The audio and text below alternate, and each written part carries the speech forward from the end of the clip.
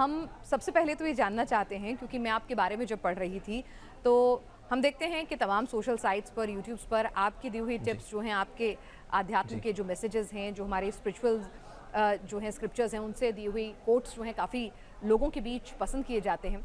सबसे पहले तो मैं ये जानना चाहती थी, क्योंकि लोग आपके बारे में भी जानना चाहते हैं। आप एक बहुत ही होनहार, स्टूडियस छात्र थे, हाँ जी। और आप एक सॉफ्टवेयर इंजीनियर थे। तो सॉफ्टवेयर इंजीनियर से आध्यात्म की राह किस तरह से आपने पकड़ी और क्यों? जी जी जी मैंने देखा, क्योंकि मैं कंप्यूटर साइंस इंजीनियरिंग से हूं, तो इसीलिए मैं जानता हूं कि सॉफ्टवेयर और हार्डवेयर में सॉफ्टवेयर ज़्यादा महत्वपूर्ण होता है।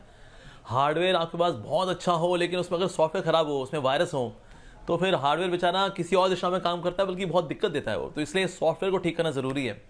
और हमारे इस ह्यूमन एग्जिस्टेंस के अंदर भी हमारा सॉफ्टवेयर है, हमारा मन, हमारा बुद्धि, हमारे अहंकार, इसको ठीक करना ज़रूरी है। हमारी इच्छाएं, हमारी भावनाएं, हमारी चेतना, ये है हमारा सॉफ्टवेयर वाला पार्ट।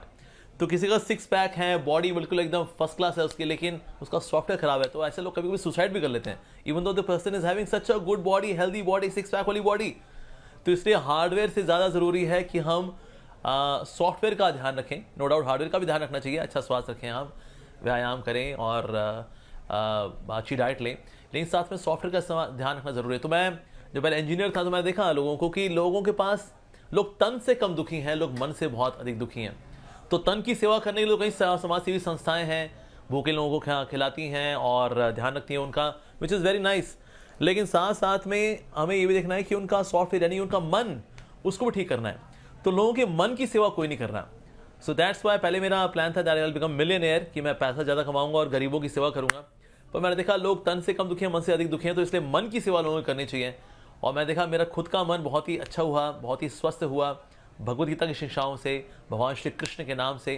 तो मैंने ये डिसाइड किया कि मेरे को भी समाज की सेवा करनी है ऐसे ही, यानी कि भगवान के नाम से और भगवान श्री कृष्ण की शिक्षाओं से, भगवद गीता की शिक्षाओं से लोगों को जोड़ करके। तो एक प्रकार की समाज सेवा जो मैं आज कर रहा हूँ, और लोगों का जीवन बदल भी रहा है इससे। सो आई फील वेरी ब्लेस्ड।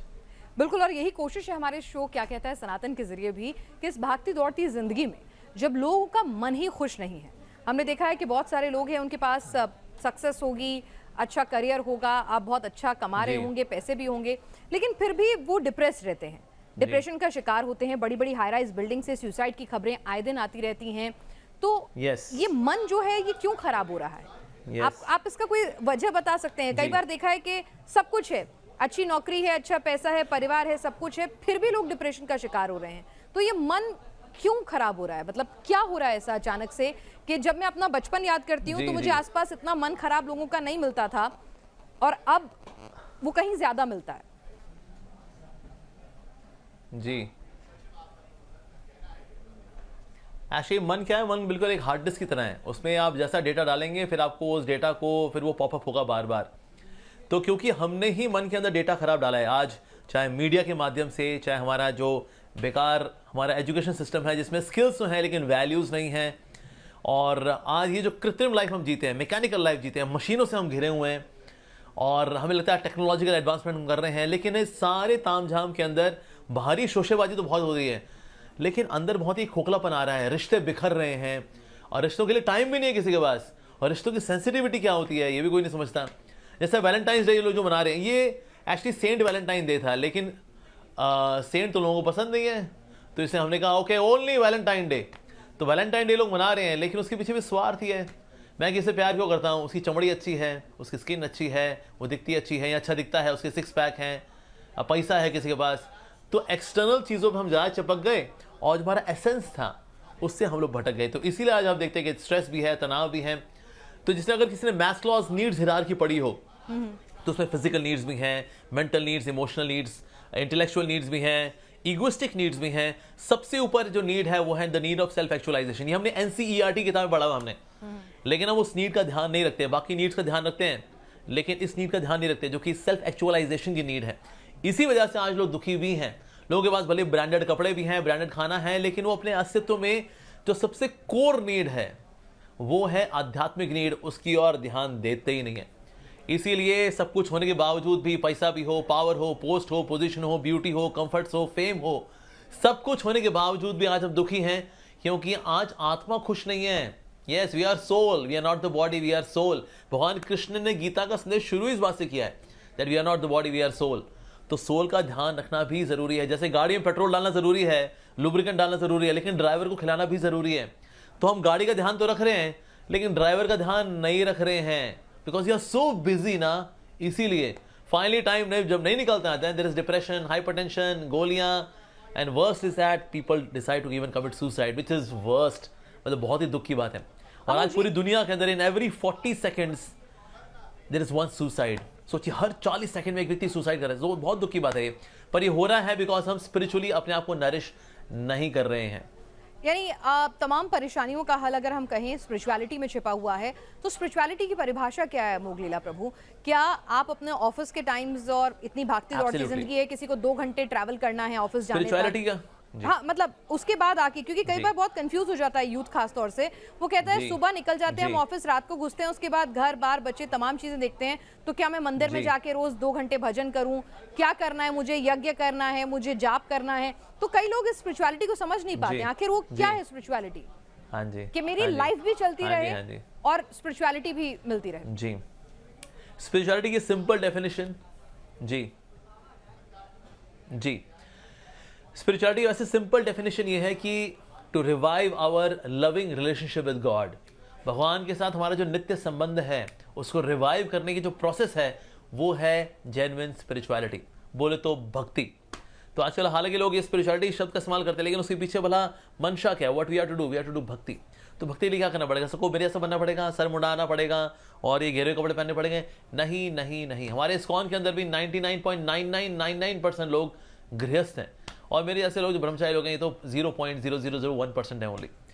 तो इसलिए जो गृहस्थ हैं, गृहस्थ भी रहकर भक्ति कर सकता है, बिल्कुल कर सकता है, 100% कर सकता है। It's just a matter of priority, कि आपकी प्रियोरिटी में स्पिरिचुअल लाइफ के लिए कुछ टाइम है। जैसे फॉर एग्जाम्पल आप ट्रैवलिंग करते हैं, ठीक है जी, आपको 2 घंटे जाना है, 2 घंटे आना है, आप बाहर वही नज़ारे देखोगे ना, दिल्ली के, मुंबई के वही नज़ारे हैं, पॉल्यूशन वाले भरे। तो इसीलिए रास्ते में हम कुछ ना कुछ प्रैक्टिस कर सकते हैं। We can read some spiritual book like say Bhagavad Gita, Bhagavatam, थोड़ी चैंटिंग कर सकते हैं। ये 2 घंटा आपके पास, मेट्रो में अगर आप आते हैं जाते हैं, उसमें आप कुछ रीडिंग, हियरिंग, कुछ चैंटिंग कर सकते हैं। Why not? क्या देखेंगे? वही नज़ारे हैं, लोग आ रहे हैं, लोग खड़े हुए हैं, तो क्या, let's do it a right use of this time. तो ये अगर करेंगे हम लोग, व्हाई नॉट? सुबह भी अगर आप जल्दी उठें, उसके लिए टाइम से आपको थोड़ा सोना पड़ेगा, थोड़ा आपको जो पिक्चरें आप जो देखते हैं नेटफ्लिक्स पे, अमेजॉन प्राइम वीडियोस पे, ये थोड़ा कम करिए, इसको रेगुलेट करिए, राइट? तो ऐसी प्रैक्टिस होती है। So very simple way of spirituality in the modern age is ABCD। A for association of devotees, यानी कि हमें संतों का संग करना चाहिए। डेरा झूठा सौदा वाले नहीं, अच्छे संत भी होते हैं, उनका संग करिए आप। A for association of devotees. B for books like Bhagavad Gita, Bhagavatam, ये भी पढ़िए। C for chanting the holy name, भगवान का नाम जप करिए। भगवान कृष्ण गीता में बोल रहे हैं, यज्ञा नाम जप यज्ञोस्मि, यज्ञों में सर्वश्रेष्ठ यज्ञ कौन सा है? जप यज्ञ, और वो मैं हूं। वाव! तो नाम जप करना चाहिए। जैसे हम लोग चैंटिंग करते हैं, हरे कृष्ण कृष्ण कृष्ण हरे हरे, हरे राम राम राम हरे हरे। सो यज्ञा नाम जप यज्ञोस्मि, भगवान श्री कृष्ण गीता बता रहे 10वें अध्याय के अंदर। तो नाम जप करना चाहिए, जो कि बहुत आसान भी है, प्रभावशाली भी है। और D का मतलब होता है डाइट ऑफ कृष्ण प्रसाद, यानी कि जो खाएं भगवान को भोग लगा करके पाएं। तुलसी पत्र रखें, शुद्ध शाकाहारी भोजन, प्रेफरेबली विदाउट अनियन गाले, उसको भोग लगाएं, वो शुद्ध शाकाहारी भोजन पाएं। कृष्णा टेरियन, प्रसादी टेरियन बनना है हमें वास्तव में। तो ABCD करिए। ये कोई भी गृहस्थ कर सकता है, कामकाजी हो, गृहिणी हो, स्टूडेंट हो, सब कर सकते हैं। A for association of devotees, संतों का संग। B for books like Bhagavad Gita, Bhagavatam, इनको पढ़ना चाहिए। C for chanting of Hare Krishna. D for Krishna prasad, भगवान को भोग लगा कर पाएं। Very easy. तो ये प्रैक्टिकल स्पिरिचुअलिटी है मॉडर्न एज में, लेकिन क्या व्यक्ति जिम्मेदारी निभाता भी चले रहेगा, साथ साथ में आध्यात्मिक रूप से अपना पोषण भी करेगा। अवोग लीला जी, क्या जो आजकल की जनरेशन है, जैसे पिज्जा भी खाना है, जैसे डिस्क में भी जाना है, जैसे डांस भी करना है और जिसको हर काम करना है, तो उनके लिए भी क्या स्पिरिचुअलिटी वर्क करती है? इसको थोड़ा मॉडिफाई कर सकते हैं, क्योंकि वो कहेंगे कि भाई मैं अभी इस उम्र में, ये तो मैं 60 साल की उम्र में करूंगा। वो एब्सोल्युटली, ये अब भी कर सकते हैं बिल्कुल आप। जैसे कि ना अगर पिज़्ज़ा खाना, आप पिज़्ज़ा पाइए ना, पिज़्ज़ा पाइए, नूडल्स पाइए, आप नॉर्थ इंडियन, साउथ इंडियन जो आपको पसंद हो बिल्कुल लेकर के आइए, उसको भगवान को भोग लगा करके खाइए। अगर आपको डांस करना है ना, अगर डांस करिए ना, बजाय कि इस पर डांस करें who let the dogs out, भाव भाव भाव भाव, इस पर डांस करने के बजाय, बदतमीज दिल पे डांस करने के बजाय आप हरे कृष्णा पे डांस करिए ना। हम तो डिवोटी सुबह 4:30 बजे नाचना गाना शुरू करते हैं बाबा भगवान के आगे, तो आप ये घर पे भी कर सकते हो, मंदिर में भी आके कर सकते हो, आप नाचना गाना बिल्कुल बिल्कुल पॉसिबल है। तो उन्हीं एक्टिविटीज को स्पिरिचुअलाइज करके भी हम स्पिरिचुअलाइज हो सकते हैं, अपनी चेतना में क्रांति ला सकते हैं। देखिए बुढ़ापे में अगर हम सोचेंगे ना, बुढ़ापे में कुछ नहीं होता। जिसने जीवन भर, जिसने जो भोग किए हुए हैं वही आदतें बुढ़ापे में भी आगे कंटिन्यू रहती हैं। जिसने जीवन भर मान लो सिगरेट फूकी हुई है, तो बुढ़ापे में भी ऐसे लोग सिगरेट ही फूक रहे होते हैं। जिसने जवानी में टंगड़ी तोड़ी हुई है, ऐसा व्यक्ति बुढ़ापे में भी टंगड़ी तोड़ रहा होता है। जिसने जवानी में लड़कियों को लाइन मारी हुई है, वो बुढ़ापे में भी आकर के बाबूजी आज भी लाइन, स्क्वायर, हाइपरबोला, पैराबोला कुछ ना कुछ कर ही लेते हैं। तो इसीलिए पुरानी आदतें बुढ़ापे में चेंज नहीं होती, जवानी में ही आदतें चेंज होती हैं। तो इसीलिए जवानी में ही हमको शुरू करना चाहिए। हम देखें भगवान श्री कृष्ण ने गीता बोली और अर्जुन ने गीता सुनी, इनमें से ऐसा है कोई रिटायर हो गया, बूढ़े हो गया अब आओ अर्जुन तुमको मैं गीता सुनाता हूं, मैं ग्लाइकोडिन पी के आया जरा, is it like that? No. So Krishna Gita बोलने वाले जो है he is young and handsome, Arjun Gita सुनने वाले he is also young and handsome. हम गीता पढ़ेंगे बुढ़ापे में मोतियाबिंद वाली आंखों से, ये भला कौन सा लॉजिक है? तो इसीलिए स्पिरिचुअलिटी का सही टाइम है यंग एज। बुढ़ापे में स्पिरिचुअलिटी शुरू होने की नहीं होती, बिकॉज लाइफ लॉन्ग जो आदतें हैं वही कंटिन्यू करती हैं। So we should start now. ठीक है अमोघ लीला प्रभु जी, मुझे एक बात बताइए, आप गीता का जिक्र कर रहे हैं और इस धर्म ग्रंथ को एक वे ऑफ लिविंग भी कहा जाता है, लेकिन आजकल के दौर में जब कर्म कर फल की इच्छा ना कर, ये कॉन्सेप्ट ही नहीं है। आज तो पहले ये फल क्या मिलेगा फिर बताओ, उसके बाद कर्म स्टार्ट करूंगा। तो उस दौर के अंदर गीता कितनी प्रासंगिक इस वक्त है वाकई में प्रैक्टिकली? देखिए सब कुछ छोड़ छाड़ के आप योगी बन जाएं, आप सन्यासी बन जाएं या सिर्फ अध्यात्म में अपने आप को लीन कर लें, ये पॉसिबल नहीं है प्रैक्टिकली। अगर आज तरह के कॉम्पिटिटिव वर्ल्ड में, जहां मैं कहूं जहां कट थ्रोट कंपटीशन है, वहां गीता कैसे हम अपनी जिंदगी में ला सकते हैं, अमल कर सकते हैं? यस हाँ, ये जो आपने जो श्लोक अभी कोट किया ना, ये चैप्टर 2 वर्स 47 बहुत ही फेमस श्लोक है ये। सो कर्मण्यवाधिकार से माँ फलेषु कदाचन माँ कर्म फल हेतुर्भुर माते संगोस्त्व कर्मणि। क्या आपका जो है कर्म करने पे आपका अधिकार है, फल पे आपका अधिकार नहीं है? तो कोई सोचेगा अच्छा ठीक है फल पे अधिकार नहीं है तो फिर तो हमको फल मिलेगा ही नहीं, बल्कि फल की चिंता ना करके जब कोई कर्म करता है फल ज्यादा अच्छा मिलता है। एक्चुअली सोचता रहेगा पता नहीं सफल होऊंगा असफल होऊंगा, सफल होऊंगा असफल होऊंगा, ये सोचते सोचते एनर्जी ज्यादा वेस्ट हो जाती है। 50% एनर्जी ये सोचने में लगा दी, 50% एनर्जी लगाई अपने काम करने में। दूसरा सिनेरियो, आप 100% एनर्जी लगाइए अपनी ड्यूटी में, फल के बारे में सोचिए, आपको ज्यादा अच्छा फल मिलता है। बल्कि इस फल को आप भगवान को अर्पित करिए, भगवान आपको फल वापस करेंगे प्रसाद के रूप में। You become more Karma free. तो इसलिए भगवद गीता की जो शिक्षा है वो ज्यादा प्रैक्टिकल है एक्चुअली। तो इसलिए फल के बारे में चिंता करके स्ट्रेस होता है, एंग्जाइटी होती है, एनर्जी वेस्ट होती है, फल बल्कि कम आता है, जो आता है वो भी आड़ा टेढ़ा आता है। तो इसलिए भगवद गीता की शिक्षा जो है बहुत ही प्रैक्टिकल है। इवन अगर ब्रह्मचारी लोग भी होते हैं, ऐसे नहीं कोई जो है हम लोग खाते पीते हैं, सोते हैं, फिर उठते हैं, फिर खाते पीते हैं, फिर सो जाते हैं। We also remain active although without salary, selflessly in the service of society. तो हम ऐसा करते हैं क्यों? क्योंकि अब now we are also active in the service of society. पर ऐसा नहीं कि जो साधु लोग होंगे वो बेचारे अपने मठों में पड़े रहेंगे बस, ना ना ना ना ना ना। तो इसलिए साधु लोगों को भी मेहनत करनी चाहिए। देखिए सारे आश्रम है, आश्रम मतलब श्रम करना, ब्रह्मचारी आश्रम, गृहस्थ आश्रम, तो श्रम तो जी सभी आश्रम के अंदर है। तो इसीलिए सबको इस प्रकार से कार्य करना चाहिए। रिजल्ट से अटैचमेंट हमको कमजोर बनाती है, रिजल्ट से अटैचमेंट स्ट्रेस देती है। तो इससे भगवद गीता की जो शिक्षाएं हैं एब्सोल्युटली प्रैक्टिकल है, मतलब ये हमारी चेतना में घुस करके सॉल्यूशन देती है हमें Bhagavad Gita. So that way Bhagavad Gita is really amazing. अच्छा एक बात बताइए, कंपटीशन का बहुत स्ट्रेस होता है आजकल की जिंदगी में। कंपटीशन बचपन से ही शुरू हो जाता है, माँ बाप कंपटीशन शुरू करते हैं कि भाई अच्छा मेरे बच्चे ने बोलना शुरू कर दिया, वो चलने लगा है, तुम्हारे बच्चे ने बोलना शुरू किया, वो चलने लगा, हमारे बच्चे को पोएम आ गई है, हमारे बच्चे ने 2 का पढ़ा याद कर लिया है। और ये कंपटीशन बढ़ते बढ़ते बोर्ड एग्जाम्स, उसके बाद नौकरी, उसके बाद शादी, और शादी के बाद बच्चों तक, आगे तक ही चलता रहता है। तो इस कॉम्पिटिटिव सर्कल से बाहर निकलने का तरीका क्या गृहस्थ आश्रम में पॉसिबल है? क्योंकि कंपटीशन बहुत स्ट्रेस देता है। हाँ जी बिल्कुल पॉसिबल है जी। ऐसे होता क्या है, कंपटीशन अगर आप दुनिया वालों से करेंगे ना तो आपको स्ट्रेस होगा। जब हम कंपटीशन दुनिया के साथ करते हैं तो ईर्ष्या भी होती है, द्वेष भी होता है, वो मेरे से कैसे आगे निकल गया, अरे ऐसे कैसे हो गया, अरे कोई नहीं जी, कोई नहीं, हम देख लेंगे इसको। ईर्ष्या द्वेष ये सब आता है when we are competing with the people outside.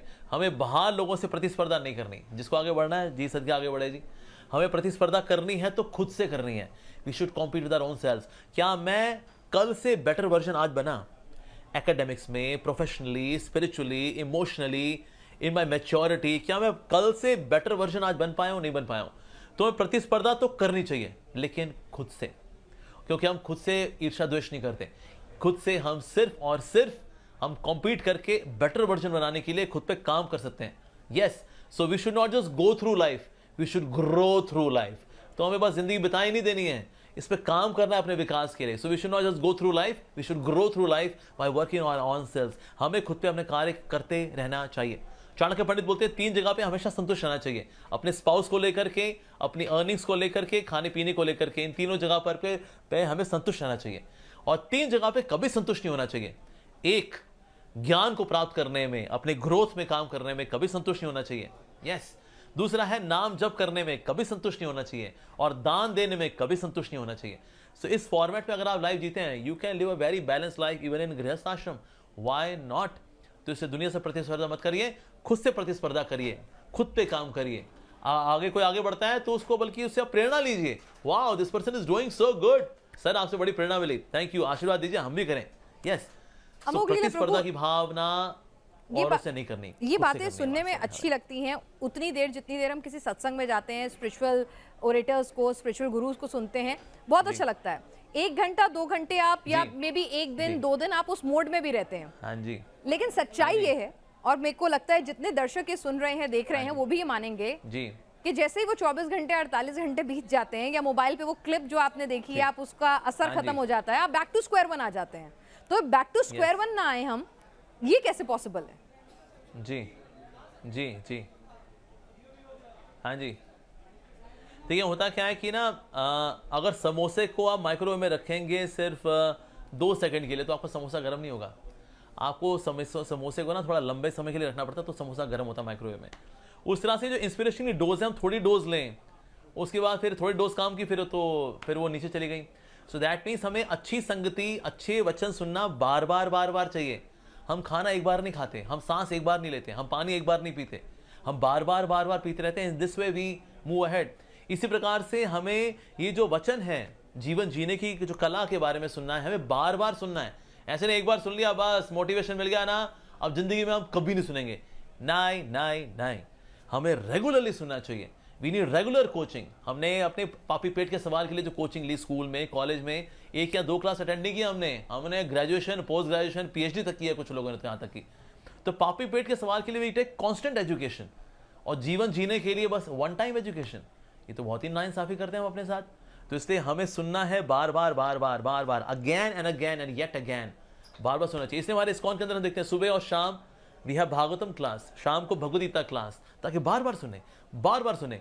नहीं तो ये अज्ञानता के ग्रेविटेशनल पुल हमें नीचे खींचेगा बार बार। तो इसलिए हमें इसके ग्रेविटेशनल पुल से एस्केप करने के लिए वी नीड एस्केप वेलोसिटी, और वो एस्केप वेलोसिटी है बार बार सुनना, श्रवण करना, सवाल पूछना। इनफैक्ट मंदिर आने का प्राइमरी पर्पस यही होता है। दर्शन करना अच्छी बात है, भगवान के दर्शन करिए, विग्रह के दर्शन करिए, वेरी नाइस, पर वो सबसे इंपॉर्टेंट फंक्शन है that temple is a spiritual university.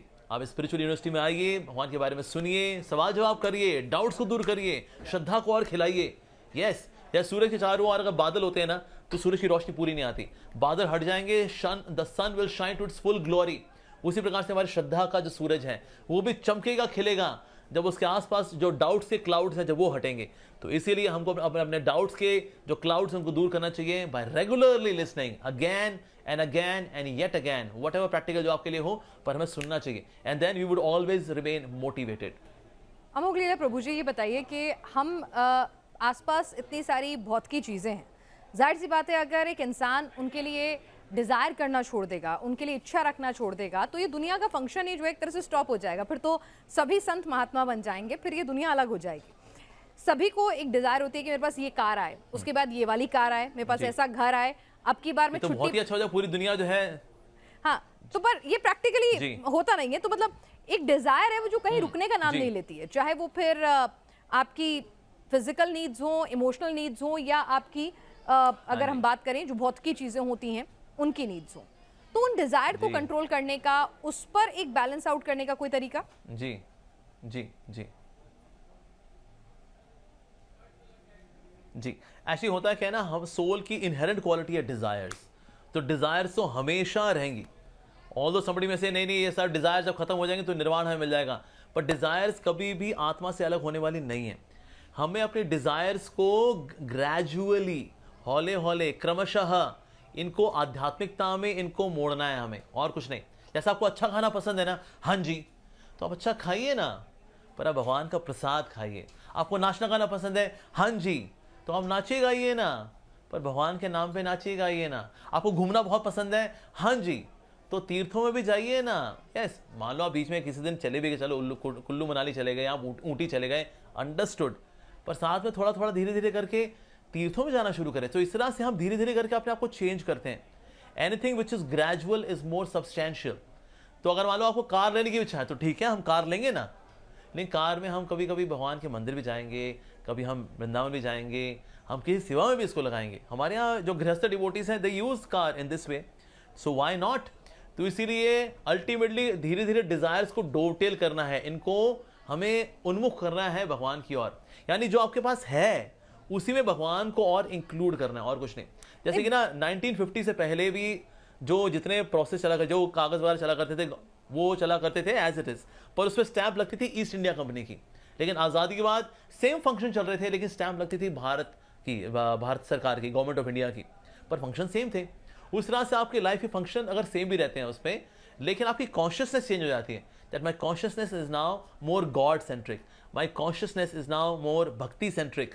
तो इस प्रकार से भक्ति को केंद्र में रख करके जब आप क्या एक्टिविटीज करते हैं, तो उसमें जो पैशन है ना, उसके अंदर जो एक्सप्लॉयटेटिव एटीट्यूड है वो डिफ्यूज हो जाता है, और ये शक्ति है भक्ति की वास्तव में। नहीं, बिल्कुल ठीक है, यानी ठीक है। भक्ति आपको ऐसा नहीं बहुत ज्यादा रेवोल्यूशनरी चेंज देकर के आती है, हौले हौले करके वो धीरे आपको पूरी तरह से चेंज कर देती है। देखिए, आपकी बात सही है कि आप डिज़ायर और डिवोशन के बीच में एक कड़ी अपनाइए और उसकी तरफ डायरेक्ट कीजिए। लेकिन जो डिज़ायर है, यहाँ पर मैं ये बात कर रही हूँ कि डिज़ायर लाइक, आज मैंने एक छोटी कार खरीदी है, फिर मुझे बड़े ब्रांड की चाहिए, फिर मुझे उससे बड़े ब्रांड की चाहिए। आज मैंने 2 BHK खरीदा है, फिर मुझे 3 BHK चाहिए, 4 BHK चाहिए, फिर मुझे विला चाहिए, फिर मुझे पेंट हाउस चाहिए। सो इनको कहीं कंट्रोल करने का कोई तरीका, क्योंकि यही सबसे ज्यादा स्ट्रेस भी दे रहे हैं आजकल के वक्त में। जी, यही तो मैं आपको बता रहा हूं कि अगर आपके जीवन में जब भक्ति आती है ना, भक्ति का प्रभाव ही ऐसा है कि आपके जीवन में संतोष लेकर के आती है भक्ति। क्योंकि आत्मा बेसिकली, उसको घर गाड़ी इत्यादि नहीं चाहिए, उसको घर और गाड़ी के माध्यम से खुशी चाहिए इस दुनिया में। हाँ, किसी से पूछा अच्छा गाड़ी लेके क्या करोगे तुम, कहते मैं घूमूंगा उसमें। अच्छा, घूमने से क्या होगा फिर, खुशी मिलेगी मेरे को। अच्छा, विला क्यों चाहिए, विला में रहेंगे ना हम, ऐश करेंगे, ऐश करने से क्या होता है, हम खुश रहेंगे। यानी कि हमारा लक्ष्य खुशी है, हमारा लक्ष्य विला या कार नहीं है। जब खुशी आपको भक्ति में मिलनी शुरू हो जाती है ना, फिर आप इनकी आकांक्षा नहीं करते, या अगर आ जाता है तो ऐसा नहीं, ना इनसे रिपल्शन होता है ना इनसे अट्रैक्शन होता है। अगर आ भी जाता है तो कर्मों के अनुसार आ गए तो आ गए, इट्स ओके। पर मेन जो चीज़ हम जो ढूंढ रहे हैं, हम या विला कार ये सब नहीं ढूंढ रहे हैं, या इज्जत वगैरह नहीं ढूंढ रहे। बेसिकली हम खुशी ढूंढ रहे हैं, कष्ट कम हो और खुशियाँ आए। और भक्ति आपकी आत्मा की गहराइयों में खुशी देती है आपको, इसलिए you experience naturally, you feel more satisfied. और अब सेटिस्फेक्शन आता है तो विला हो चाहे ना हो, 1 BHK, 2 BHK, 3 BHK, एकदम व्यक्ति मस्त हो जाता है। तो इसीलिए basically we are seeking happiness, and bhakti gives real spiritual heart deep real वाला हैप्पीनेस। इसीलिए संतोष आता है जीवन के अंदर, आनंद आता है जीवन के अंदर। जी, तो सब कुछ आनंद की तरफ ही सभी को बढ़ना है, और आनंद और मोक्ष ही हर कोई अचीव करना चाहता है। सबके अपने अपने तरीके होते हैं। एक बड़ी जो दिक्कत आती है समाज में इस वक्त, अगर हम कहें तो वो दिक्कत जो आ रही है वो ये कि संसाधनों का, जिसे कहते हैं, एक बंटवारा सही नहीं। किसी के पास है तो इतना ज़्यादा है कि कोई सीमा नहीं है, और किसी के पास बिल्कुल भी नहीं है। तो ऐसे में एक शख्स अपने दान पुण्य में और अपने फ्यूचर को सिक्योर करने में बैलेंस आउट कैसे करे? भाई, मुझे अपना भविष्य भी सिक्योर करना है, प्लस मुझे निडीज के साथ भी मेरा मन है कि उनको डिवोट करना है। जी। तो ये दान का कॉन्सेप्ट क्या होना चाहिए? जी।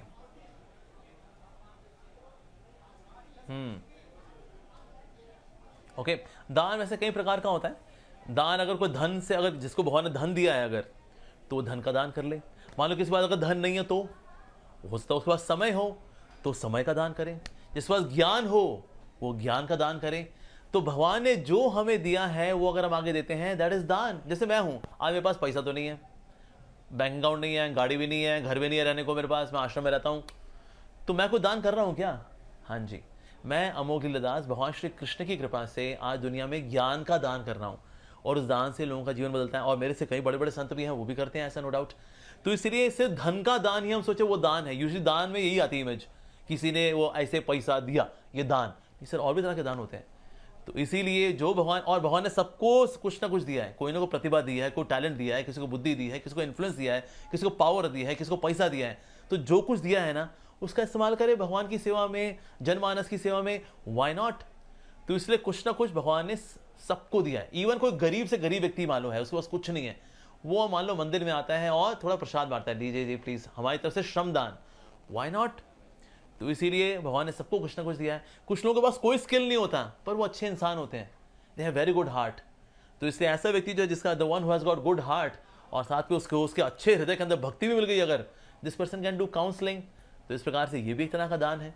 तो दान के विविध प्रकार होते हैं और हर व्यक्ति के पास कुछ ना कुछ है दुनिया को ऑफर करने के लिए।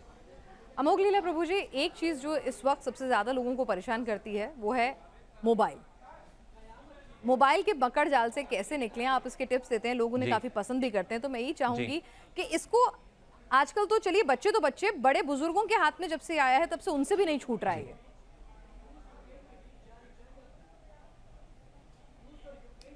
ओ यस, बिल्कुल सी बात है। तो जिस तरह से हम ना बॉडी डिटॉक्स करते हैं, उस तरह से हमें अपना माइंड को भी डिटॉक्स करना चाहिए फ्रॉम मोबाइल फ़ोन। जैसे व्रत, जैसे कुछ लोग व्रत लेते हैं ना, व्रत लेते हैं जी आज हम अन्न नहीं खाएंगे, ऐसे बीच में हमें कुछ दिन रखने चाहिए, हम मोबाइल फ़ोन से व्रत लें। उस दिन ना फेसबुक खुलेगा ना कुछ खुलेगा, उस दिन फेस के आगे बुक खुलेगी एक्चुअली, पर फेसबुक नहीं खुलेगा, उस दिन यूट्यूब नहीं खुलेगा। इस तरह से व्रत लेने चाहिए हमें वास्तव में।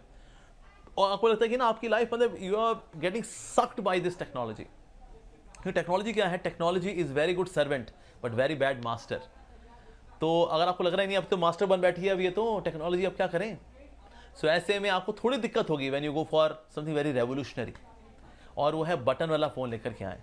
जैसे ऐसे वाले फ़ोन होते हैं ना, बटन वाले फ़ोन होते हैं, ऐसे बटन वाला फ़ोन लेकर के आए। आपको शुरू में थोड़ी दिक्कत होगी, आप ओला उबर बुक नहीं कर पाएंगे, जोमेटो में आप कोई फूड ऑर्डर नहीं कर पाएंगे, अपना व्हाट्सएप नहीं खोल पाएंगे, यूट्यूब शॉर्ट्स नहीं देख पाएंगे। शुरू में आपको थोड़ा सा खिजन होगी इसमें।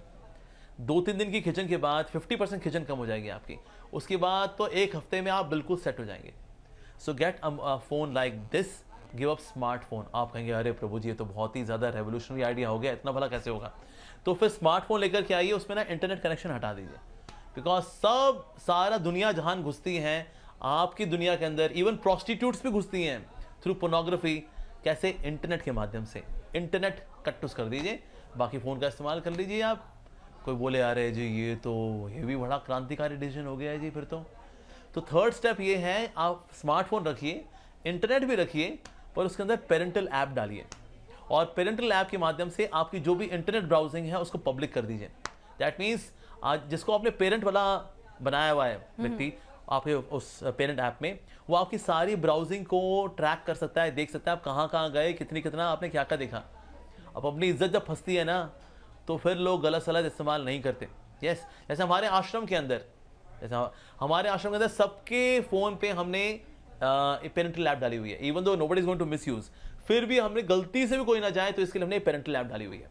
और महीने में एक दिन हम क्या करते हैं, जब मिलकर इकट्ठा होते हैं, प्रोजेक्टर स्क्रीन पर हम सबकी हिस्ट्री को स्क्रॉल करते हैं कि आइए देखते हैं कौन कहाँ गया। आइए अमोघ लीला प्रभु जी का फोल्डर खोलते हैं, देखिए प्रभु जी कहाँ गए। सो इसीलिए चाहे कोई भी होगा ना, उसमें हालांकि लगता है 45 मिनट्स 1 आवर अगर लगता है, it's an exercise once in a month, but then everyone becomes conscious not to misuse it at all.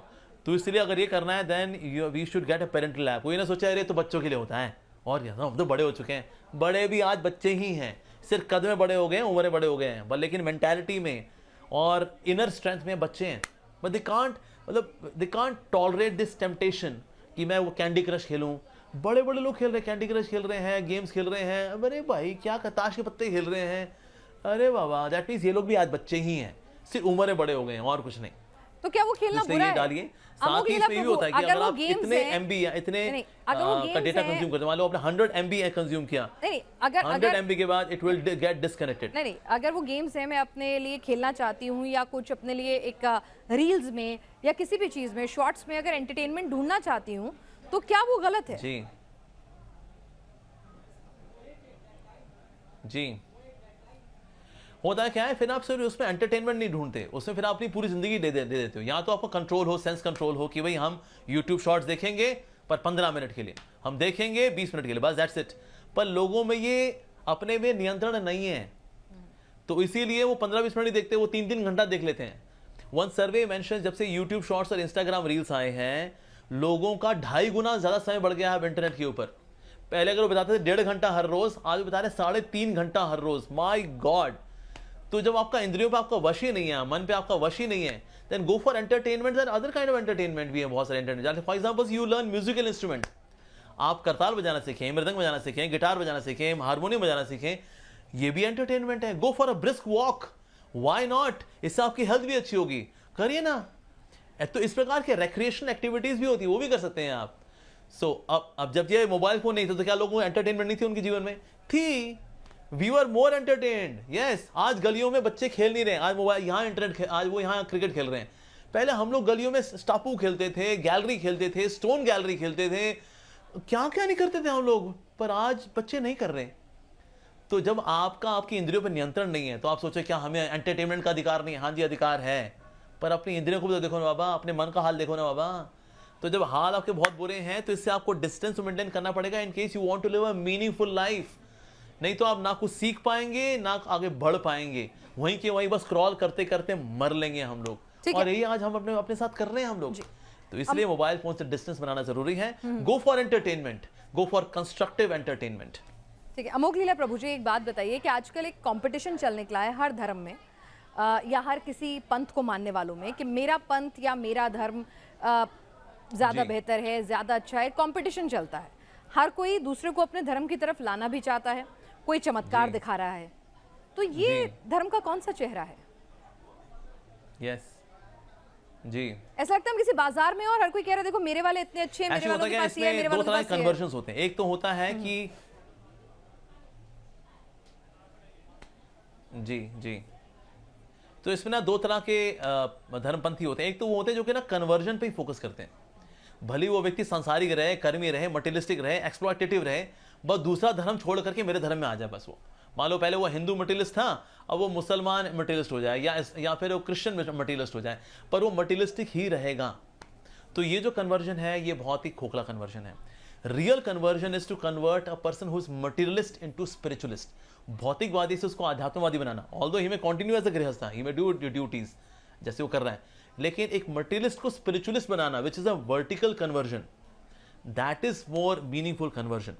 तो कोई व्यक्ति, तो कई ऐसे लोग जो चाहते हैं हाँ लोग हमारे धर्म में आए, बिल्कुल जैसे हम इस्कॉन वाले, हम भी चाहते हैं लोग आए, हरे कृष्णा करें, पर हम क्या चाह रहे हैं लोगों को कि वो कर्मी थे वो कर्मी ही रहे, बस रबर स्टैंप होके पहले वो मुसलमान थे वो हिंदू हो जाए, समथिंग लाइक दैट। नहीं, we should go for conversion, making a person from materialist to spiritualist. But मैं अपने धर्म में रहकर नहीं, मैं अपने धर्म में रहकर स्पिरिचुअलिटी क्यों नहीं अचीव कर सकती? better Christians, नहीं सर, why this conversion? नहीं sir, that's what I'm saying कि कन्वर्जन की कोशिश ही क्यों, कि कोई कृष्ण को माने, कोई कृष्ण को माने, कोई अल्लाह को माने, कोई ईसा मसीह को माने। कन्वर्जन जो लोग करते हैं कि मतलब मैं अपने ही धर्म में रहकर, अपने ही इश्क को रहकर क्यों नहीं मैं स्पिरिचुअलिटी को पार सकती? ये कंपटीशन क्यों? चाहे वो ईसाई मिशनरी कर रही हो, चाहे वो हिंदुओं की तरफ से हो रहा हो, या कहीं से भी हो रहा हो। बिल्कुल एक्चुअली इसमें हाँ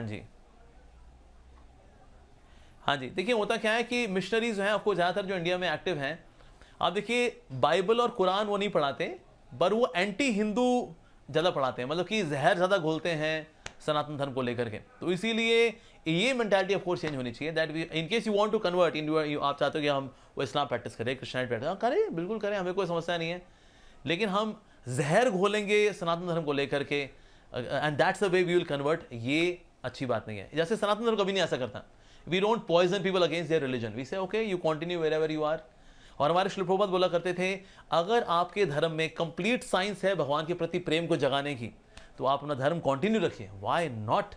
लेकिन अगर आपकी वो साइंस नहीं है आपके धर्म के अंदर, सिर्फ बस ये है कि ऊपर जन्नत में जाना है या स्वर्ग में जाना है और वहाँ पर हूरों के साथ बस मजा ही करना है, तो ये अध्यात्म जो है वास्तव में अध्यात्म नहीं है। तो इसीलिए हमें देखना चाहिए कि आवर साइंसेज, जो हमारी स्पिरिचुअल साइंसेज हैं, क्या हमें भगवान के प्रति प्रेम की ओर उन्मुख कर रही हैं या कुछ और किसी और चीज़ की ओर डायरेक्ट कर रही हैं ये।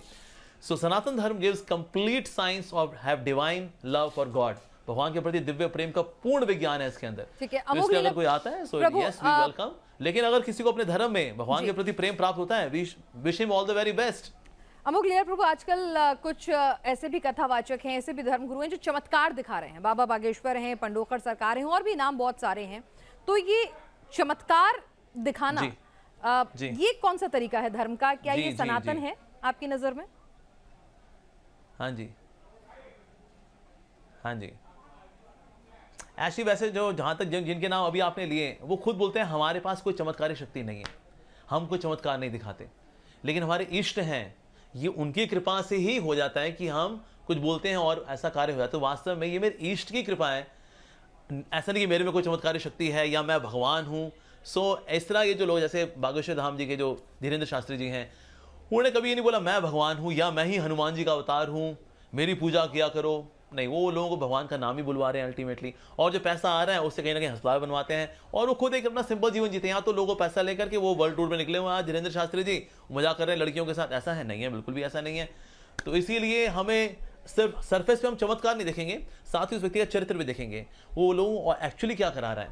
जैसे कहीं ऐसे भी सो कॉल्ड धर्म गुरु हैं जो कि लोग कन्वर्ट करते हैं सनातन धर्म से दूसरे धर्मों में, सो कॉल्ड मैजिक दिखाकर, जो मैजिक नहीं होता, सिर्फ ड्रामे बनती होती है। पर यहाँ पर धीरेन्द्र शास्त्री जी हैं जो कि वास्तव में अपने वो भी तो कहते हैं मैं भूत भगा रहा हूं, मैं कैंसर ठीक कर दूंगा, सीताराम जी के शुद्ध भक्त हैं। वो भी तो कहते हैं कि मैं भूत भगा दूंगा, कुछ कर पाते हैं। वो भी तो कहते हैं मैं भूत भगा दूंगा, मैं वो भी इस तरह के दावे करते हैं, ऐसा करता हूं, लेकिन करते हैं हनुमान जी। हाँ, लेकिन क्या कहते हैं, लेकिन करते मेरे हाँ, लेकिन हाँ भूत भगाएंगे, हाँ जी, लेकिन भूत भगाएंगे कौन? हनुमान जी। कहता है मैं तो सिर्फ एक निमित्त मात्र हूँ, पर भूत भगाते तो हनुमान जी हैं। मतलब अगर कोई दूसरे धर्म वाला करे तो ड्रामेबाजी, और सनातन करे तो ठीक करता है, तो इष्ट नहीं। कर रहे हैं। अमोघ लीला प्रभु, अगर कोई दूसरे धर्म वाला ऐसा दावे करे कि ये पानी पीकर, नहीं, ऐसा बिल्कुल भी नहीं है। अगर आप ऐसा, हाँ जी जी, नहीं वो करें तो गलत, सनातन का कोई करे तो ठीक। हाँ जी, यही मैं आपको बता रहा हूँ कि एक होता है कि हम लोगों को कन्वर्ट करते हैं, यही मैं आपको बता रहा हूँ कि अगर आप देखें ना, जो सनातन धर्म है वो कन्वर्जन पे फोकस नहीं कर रहा कि आओ आपको कन्वर्ट करें, चमत्कार दिखाएं, हनुमान जी करेंगे फिर आप कन्वर्ट हो जाना। ये मंशा नहीं है, लोगों से दुख दर्द दूर करने की मंशा है। लेकिन अगर दूसरे धर्म की बात करते हैं ना, उनका पर्पस ही कन्वर्जन होता है, पर्पस ही यही होता है उनका। तो इसीलिए हमें मेंटालिटी में भी जाना पड़ेगा, उस कॉन्शियसनेस से भी जाना पड़ेगा जो उसके पीछे काम कर रही है, उस एक्टिविटी के पीछे। नॉट जस्ट एक्टिविटी, पर उसके पीछे एटीट्यूड है, एक वैल्यू सिस्टम है, एक थॉट प्रोसेस है, उसको भी एनालाइज करना चाहिए, तो आपको दोनों में फर्क नजर आएगा। ठीक है अमोघ लीला प्रभु जी, दो छोटे छोटे सवाल और हैं, क्योंकि ये सवाल हमारे इर्द गिर्द रहते हैं और आपकी कुछ वीडियोस में देख रही थी। तो आप गर्लफ्रेंड रखने से मना करते हैं, आप कहते हैं गर्लफ्रेंड नहीं बनाना चाहिए, शनि दोष नहीं होता, कन्या दोष होता है। उसको लेकर सवाल भी उठते हैं और आलोचना भी होती है। बिल्कुल, क्या सनातन प्यार की इजाजत नहीं देता? आप तो कृष्ण भक्त हैं, वहां तो कृष्ण तो खुद राधा कृष्ण एक अटूट प्यार के बंधन का उदाहरण है। शादी करके प्यार की इजाजत देता है। हाँ जी बिल्कुल, मैं पहले मैं इस पे आऊंगा आज के लड़का लड़की गर्लफ्रेंड बॉयफ्रेंड पे, फिर मैं आऊंगा राधा कृष्ण पे। ठीक है, कि राधा कृष्ण में गर्लफ्रेंड बॉयफ्रेंड का फंडा अप्लाई होता है कि नहीं होता है, that's second part of my answer. But first part ये है कि जो गर्लफ्रेंड बॉयफ्रेंड कल्चर है ये स्त्री का अपमान है। जितने भी लड़के बोलते हैं कि ना क्यों प्यार कर रहे हैं, क्या दिक्कत क्या है जी आपको, यार ठीक है तेरी माँ किसी से प्यार करे, ठीक है ना, तेरी माँ किसी से घूमे फिरे लफंटरबाजी करे, ठीक है ना, hey how dare you say that, तो गुस्सा आ जाएगा आपको। आपकी बहन किसी के साथ घूमे तो hey how dare you say that, तो मतलब आपकी माँ और बहन किसी के साथ घूमे तो गलत है, लेकिन आप किसी माँ और किसी बहन के साथ आप घूम सकते हैं। हाँ, दैट्स राइट। तो ये तो लॉजिकली इनकोहेरेंट है, ये तो लॉजिकली गलत है एक्चुअली। तो इसलिए जितना भी कल्चर है गर्लफ्रेंड बॉयफ्रेंड का, इसमें अल्टीमेटली नुकसान किसका होता है? एट द रूट अगर देखा जाए, लड़की ही बेचारी नुकसान में रहती है। अगर वो बेचारी गर्भवती हुई, कौन संभालेगा बच्चे को? या तो गर्भपात कराएगी, वो हिंसा करेगी, बच्चे की जान लेगी अपने ही बच्चे की, या फिर बच्चा पालेगी, तो अब बाप तो है नहीं, क्योंकि तो बॉयफ्रेंड वाला चक्कर था, ये आगे तो बढ़ लिया ये। तो फंसती बेचारी कौन है? लड़की ही फंसती है। तो हम सोचे girlfriend boyfriend culture is very advanced culture. यहाँ जैसे लिव इन का आजकल हो गया, लिव इन है, अरे ये लिव इन का, ये जो कुत्ते बिल्ली होते हैं गलियों में घूम रहे हैं, ये लिव इन में होते हैं असल में। साथ में कुछ समय रहे, बच्चा पैदा हुआ, फिर कुत्ते ने किसी और कुत्ते को चुना, कुतिया ने किसी और कुत्ते को चुना, ये तो कुत्ते बिल्लियों का कल्चर है बाबा। तो इसीलिए ये कोई प्यार मोहब्बत वाला ये जो केस है, ये कोई एडवांस कल्चर नहीं है। हमें से कोई पसंद नहीं करेगा हमारी माँ और बहनें इसमें लगे। हम कहीं अमोघ हमारी लीला माँ प्रभु बहन जी, खबरदार किसी ने आंख उठाई क्या तो। आपकी लेकिन नजर तू में किसी और की महिलाओं आंख उठा के देख की लेगा। महिलाएं इतनी What kind of बेअक्ल logic is that? हैं? ये तो क्या hypocrisy है नहीं, साफ नहीं, साफ। क्या महिलाएं इतनी कमअक्ल हैं, उन्हें अपना अच्छा बुरा नहीं पता? क्या वो खुद जज नहीं कर सकती? क्या आज एक महिला देश की राष्ट्रपति हो सकती है, इस देश की महिला प्रधानमंत्री हो अक्ल- सकती हैं? हाँ, लेकिन नहीं, सुनिए अक्ल ना, तो है। वो अपने आप सोच लेंगी ना। मतलब हर एक इंसान को, बिल्कुल हो सनातन सकती की है, तो खूबसूरती है ये ना बिल्कुल हो सकती कि है, सबको आजादी है। हमारे सनातन में ये परंपरा थी ना स्वयंवर की, कि आप खुद चुनते थे अपने लिए। तो आप भाई उनको चुनने दीजिए, उनकी अपनी इच्छा है, वो लिव इन में रहना चाहें, वो मल्टीपल बॉयफ्रेंड्स या पार्टनर्स रखना चाहें, या फिर वो एक सिंगल पार्टनर रखना चाहें, तो ये एक लड़की को भी चुनने दीजिए ना। मतलब इसमें जजमेंटल क्यों होना? बतौर स्पिरिचुअल गुरु आप जजमेंटल क्यों हो रहे हैं कि वो लिव इन में जो रहता है वो गलत है? बिल्कुल चुने, लड़की चुने ना। नहीं, स्पिरिचुअल गुरु आप क्यों जजमेंटल हो रहे हैं कि जो लिव इन में है वो हम तो गलत आपको है? फैक्ट्स बता रहे हैं। फैक्ट्स ये बताते हैं, यूरोप के अंदर मैं आपको फैक्ट्स बता रहे हैं। अब तो यूरोप के अंदर आता है 250 million pounds are spent to take care of these बेचारी मदर्स जो लिव इन में रही, प्यार कर बैठी, उनकी चॉइस थी। फिर लड़का तो लफंटर था, वो तो आगे चला गया। अब ये अपने बच्चे को लेकर बेचारी संघर्ष कर रही है उसको पालने के लिए। अमेरिका के अंदर $350 million are spent by government to take care of these ladies. Ultimately संघर्ष तो ये बेचारी करती है ना। अब बोले नहीं उनकी चॉइस है, मर रही है तो मरने दो ना उनको। हम क्यों मरने दें? हमारे परिवार का हिस्सा है वो। ना समझी में किसी के चक्कर में आ गई बेचारी। ना समझी किसी से भी हो सकती है, लड़की से भी हो सकती है, लड़के से भी हो सकती है। तो अगर वो ना समझी में कोई भटक रही हो तो हम उसको जहाँ भटक, तेरी चॉइस है ये तो हम तो बल्कि हम उसको एलिनेट कर रहे हैं हम। तो इसलिए उसको बचाना चाहिए बेचारी को। नहीं तो बेचारी 35 टुकड़े होते हैं बेचारी के, फिर हम कहते हैं देखो तो गलत है, स्त्री का अपमान है। अरे तो लड़कियों को समझाना पड़ेगा कि कभी कभी तेरे से गलती हो सकती है बाबा, लड़के से भी होती है, लड़कियों से भी होती है। तो इससे उनको बचाना ये हमारा कर्तव्य है। हम बोले कि नहीं नहीं तो स्वतंत्रता है, करने दो। लड़कियों में बुद्धि तो होती है। आपने ऐसे बताया ना, हमारे राष्ट्रपति भी हैं, शी इज अ वुमन। सो क्या लड़कियों बुद्धि होती है? 100% होती है। लेकिन साथ साथ में इमोशंस भी होते हैं। तो कभी कभी लड़कियों में इमोशंस उनकी बुद्धि को ढक लेते हैं। अच्छा। इसलिए बेचारी धोखे भी खाती है। दुनिया में जितने धोखे होते हैं ना, 80% लड़कियां खाती हैं। यस, क्यों? कि लड़के लफंटर हैं और ये उनके चक्कर में just because he is good looking, उसने थोड़ा कुछ खिलाया पिला, लगा हाँ ये तो बहुत ही अच्छा लड़का है, उसने फीलिंग्स में आ करके बुद्धि को ढक लिया उसके इमोशंस ने। बिकॉज इमोशनल बीइंग तो है ना लड़की। तो इसलिए कभी कभी बेचारी गलत डिसीजन ले भी बैठती है। और ये तो स्टैटिस्टिक्स से हम देखते हैं बेचारियां क्या होता है बेचारियों के साथ। तो हम नहीं, लड़के इमोशनल होते हैं लेकिन उनमें रैशनैलिटी ज्यादा होती है। ये तो हम सब जानते हैं। Biologically also psychologically men are more rational, ladies are more emotional. So उनमें इमोशंस है, तभी तो माँ कहलाती है। माँ का दर्जा सबसे ऊंचा क्यों है? Because she is emotional being. तो दृढ़ता लेकर के आना, हीरोइक क्वालिटी। दुर्गा भी सनातन में हुई है और काली भी सनातन में हुई है और पार्वती भी सनातन में हुई है और सीता भी सनातन में हुई है। अमोघ लीला प्रभु। एब्सोल्युटली, हाँ जी, बिल्कुल जी, यस। तो हम चाहते हैं आप भी काली माँ की तरह, लक्ष्मी माँ की तरह, सरस्वती माँ की तरह यू शुड गेट मैरिड। काली माँ के हस्बैंड हैं कौन? शिव जी। लक्ष्मी माँ के हस्बैंड हैं कौन? नारायण जी। अच्छा। सीता मैया के हस्बैंड हैं कौन? राम जी। ये लिव इन में रह रही है कि किसी के साथ? आपको फॉलो करना है इनको तो फॉलो करो ना। हम तो खुद ही कह रहे हैं फॉलो करो इनको। Why are you having your own different model? फिर बाद में दुख पाती हो बेचारी। अच्छा, तो संविधान हमें जिसकी इजाजत देता है, सनातन उसकी इजाजत नहीं देता। आपकी नजर में वो, सनातन की नजर में, बतौर धर्मगुरु आपकी नजर में वो ठीक नहीं है। लेकिन इस देश का संविधान है, देश संविधान से चलता है और महिला और पुरुष को अपने आप संविधान, हाँ, जीने का हक संविधान जो देता है, हाँ जी, यस यस यस, बिल्कुल जी। संविधान जो आपको जीने का हक देता है, आपको संवैधानिक अधिकार देता है कि आप एक मौलिक जीवन जिए, पवित्र जीवन जिए और किसी प्रकार के लॉ को ना तोड़ें। Living a lawful life is facilitated by samvidhan. लेकिन हम लोग सिर्फ लॉफुली नहीं जीते, हमें लवफुली भी जीना चाहिए, हमें रिस्पॉन्सिबली भी जीना चाहिए, राइट। तो संविधान का इस्तेमाल करके मान लो कोई किसी के साथ बेचारी दुखी होती है, पर क्योंकि हमने, अब देखिए संविधान है क्या, संविधान के अंदर कुछ उसमें कोड्स हैं so that people remain more moral on social platform. That's the purpose of संविधान अल्टीमेटली, राइट। लेकिन हम सिर्फ सिटीजन्स नहीं है, हम लोग साथ साथ में इमोशनल ह्यूमन बींग्स भी हैं। तो इसलिए बेचारी कोई अगर मॉरली कहीं भटक रही हो, किसी ने उसको फंसा रहा है, उसको कॉन्स्पिरेसी कर रहा है उसके खिलाफ, हम कहें नहीं जी देखिए उसकी स्वतंत्रता है, अब कोई बात नहीं, अब भटकती है तो भटके पड़ी। संविधान के अनुसार तो ठगी कर रहे हैं ना। एज पर संविधान लिव इन में रहना देखिए वो उनकी चॉइस है।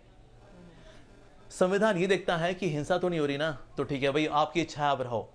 लेकिन साथ साथ में नैतिकता को भी देखना पड़ेगा। मोरालिटी को भी देखना पड़ेगा, नैतिकता को किनारे करके कोई संविधान में अगर कोई जुगाड़ ढूंढ ले अपना, दैट्स नॉट करेक्ट। संविधान का पालन भी करें, लेकिन साथ अपने एक नैतिक जीवन भी जिए, ये भी बहुत जरूरी है। मल्ल भवन की सुखद छुअन है, चुभने वाला तीर नहीं, नैतिकता जंजीर नहीं, ये कहा जाता है। तो नैतिकता को जंजीर ना बनाइए। नैतिकता के पैमाने सबके अलग अलग हो सकते हैं। अमोघ लीला प्रभु जी, ये आपके पैमाने थे जिस पर आपने अपने विचार रखे और तमाम दर्शकों के साथ साझा किए। क्या कहता है सनातन में अपना वक्त देने के लिए आपका बहुत बहुत शुक्रिया। ये मेरे पैमाने नहीं है, ये शास्त्र के और इंसानियत के पैमाने हैं।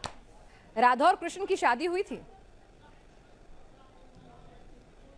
आपने कहा था आपके जवाब का दूसरा हिस्सा रह गया, तो वो भी सुन लेते। हुई थी, भांडीरोन में हुई थी, ब्रह्मा जी ने कराई थी। और कृष्ण जी की पत्नी का नाम था रुक्मणी। हाँ बिल्कुल जी। देखिए राधा कृष्ण है, पहली बात तो जो शादी का जो, हाँ जो रुक्मणी भी है, सत्यभामा भी है, उनकी 16,108 पत्नियां हैं। भगवान ने लिव इन किसी के साथ नहीं किया। अच्छा। जिम्मेदारी के साथ 16,108 पत्नियों को 16,108 रूपों में 16,108 महलों में भगवान ने रखा। तो अगर कोई व्यक्ति भगवान के ऐसा कैपेबल हो, व्हाई नॉट? आप बिल्कुल, आप you can have multiple partners, but he did not have live in with anyone. So Radha Krishna जो है वो साधारण, पहली बात तो लड़का लड़की नहीं है। जैसे हम लोग बायोलॉजिकल मेल बायोलॉजिकल फीमेल होते हैं, तो भगवान बायोलॉजिकल मेल और राधा जी बायोलॉजिकल फीमेल नहीं। गोविंदम आदि पुरुषम तमहम भजामि। ब्रह्मा जी कह रहे हैं हे गोविंद आप तो आदि पुरुष हैं, और राधा जी कौन है? आदि शक्ति हैं। तो शक्ति और शक्तिमान को हालांकि विवाह की आवश्यकता नहीं है, because they are on different platform of existence. लेकिन फिर भी शिक्षा देने के लिए भांडीर वन में भगवान ने ब्रह्मा जी के द्वारा, who can be better please then Brahma ji, Radha Krishna विवाह हुआ भी है। हालांकि उनको विवाह की आवश्यकता नहीं है। सोचे मैं लिव इन को I can justify coating Radha and Krishna, लेकिन राधा कृष्ण तो लिव इन में नहीं रह के हम कॉन्ट्रैक्ट में करेंगे, 1 महीना रहेंगे, 6 महीना रहेंगे, उसका तू अपने रास्ते में अपने रास्ते, क्या ऐसा हुआ? नहीं, ऐसा बिल्कुल भी नहीं है। ठीक है लीला प्रभु जी, ये सनातन ही है जो कहता है कि हर शख्स के अंदर ईश्वर का विराजमान है। अपनी इंद्रियों को सबको जगाने की जरूरत होती है।